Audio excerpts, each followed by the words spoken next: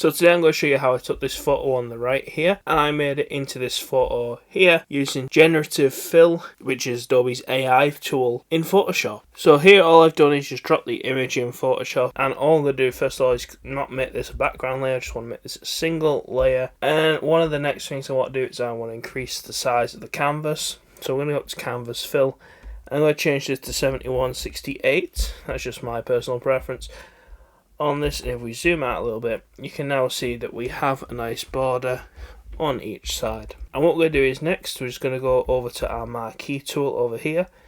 You just press M on your keyboard, just press M. And we're going to go over this screw in the wood. I don't like this screw, we're just going to type in remove. And over time, that's just going to remove this thing. So as you can see that it's removed it, we get a couple of different versions of how we want it removed.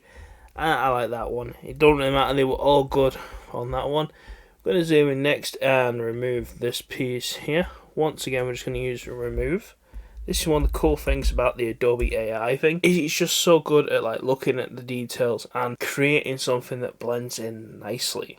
Now there is one thing on here that you can't really do. You see some people, like, they take people and they got closed eyes, they open them. That unfortunately doesn't work on lizards. It doesn't look good at all. So the next thing we do is, now we've cleaned up the wood a bit, we can clean this up. I did clean this like area up here where like the paint's coming off a bit.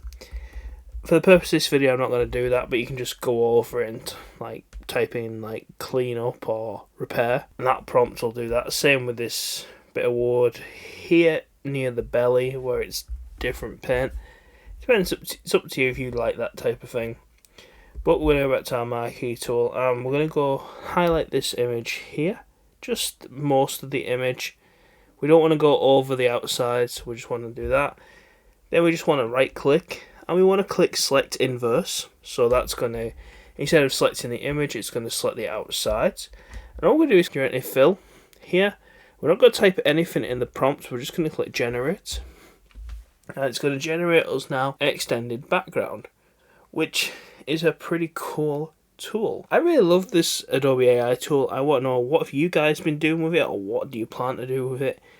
I think it's absolutely amazing for doing stuff like this.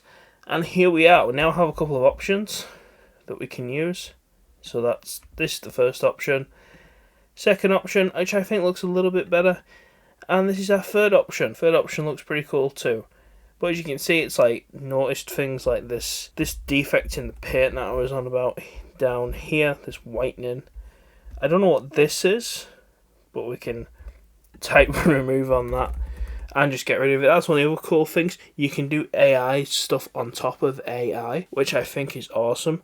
Another cool thing I like is, we'll let that finish its thing. I don't know how easy you'll be able to see this, but it's more in focus here.